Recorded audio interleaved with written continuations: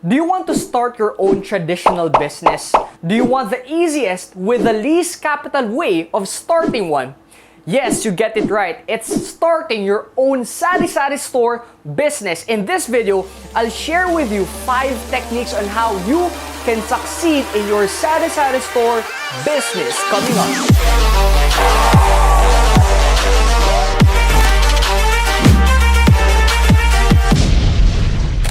Hello millionaires, this is Fibo Lim, your wealth and life coach. In this channel, we publish weekly content that will help you earn more income and achieve success in business and in life. So for new here, consider subscribing. Don't forget to ring the bell button so every time we publish a new video, you will get notified. So now, let's jump into the content. Sari-Sari store is one of the most common startup businesses which Filipinos venture on. It became a part of our culture since we often prefer to buy a small number of commodities just like for daily use.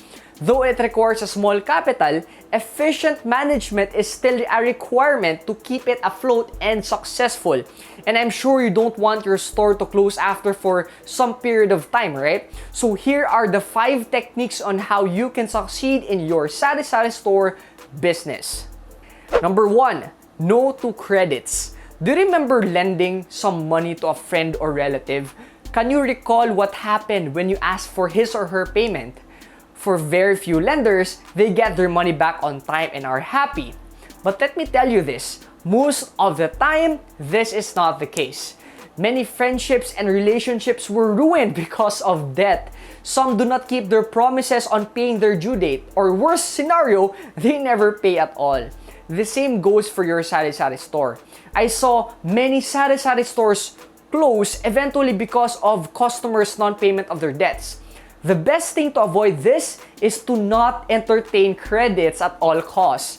If you do, you will lose control of your cash flow. Also, you will not be able to replenish your stocks if you have to.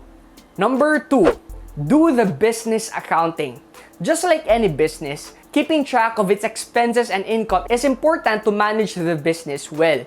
Here's how you can do it. List down the number of stocks and amounts spent on it. Make sure to keep the records of the stocks that you bought and the pricing of it. You can use a notebook to list it down yourself. But then again, if you're not really good into keeping records in a piece of paper, you can also use Microsoft Excel to keep it looking neat and uniform. The good thing about Excel is that you can do a quick calculation, then manually entering it on your calculator. Also, it can be very handy at times because you can just simply install the application on your mobile phone. Here's a suggested format you can use. Column 1, date, when the stock was purchased. Column 2, the name of the stock. Column 3, the price per stock. And column 4, the number of stocks bought. Column 5 is the total price. Having a record like this will keep you reminded about how much you already have spent on your store. You can do this every other 2 weeks or less depending on the movement of your stocks. List down your sales. No matter how small the sale is, make it a habit to create a list about it too. This will allow you to keep track on the income you're getting. Just like with the above format for expenses, you can do the same. Separate your Sari-Sari store business from your household needs. This is mistakenly done by Filipinos. When we need something and when we found no stock at home, we tend to run to our Sari-Sari store stock and not pay for it. Always remember, the household stock should be separate from your business stock. Why? It's because getting items from your own store for household needs will make you not aware of how many items you have gotten already. Aside from that, you will lose control of your stocks once family members are used to running to your store whenever they need something. Later on, you'll find out all your stocks were consumed by the entire family.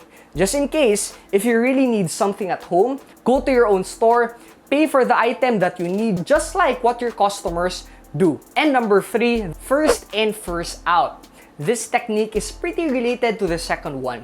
For most Sari-Sari stores, losses come from items which have not been sold or those which have reached its expiration date. If you will create a list described in the second technique, you will be able to keep an eye at these 3 things. Items which can easily be sold, items which will reach its expiration sooner, and items which are not selling at all.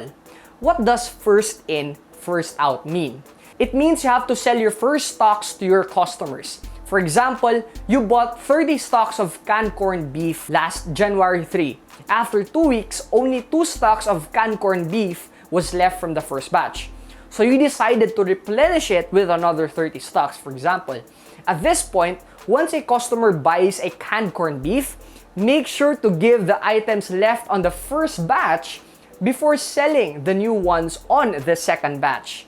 One more thing.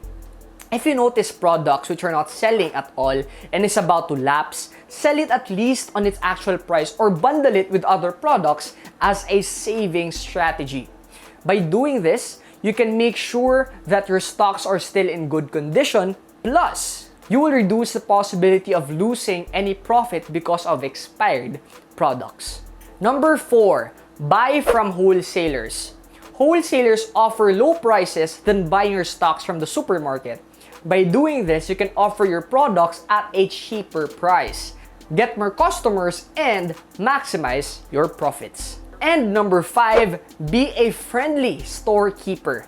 Have you experienced buying something from a Sari-Sari store and suddenly the storekeeper yelled and seemed annoyed that you are buying? If you do, let me ask you this. Would you wish going back to the same store? I bet not, unless it's the only store on your area. The way you treat your customers makes a lot of difference too. If you smile and assist them properly, they will keep coming back to your store.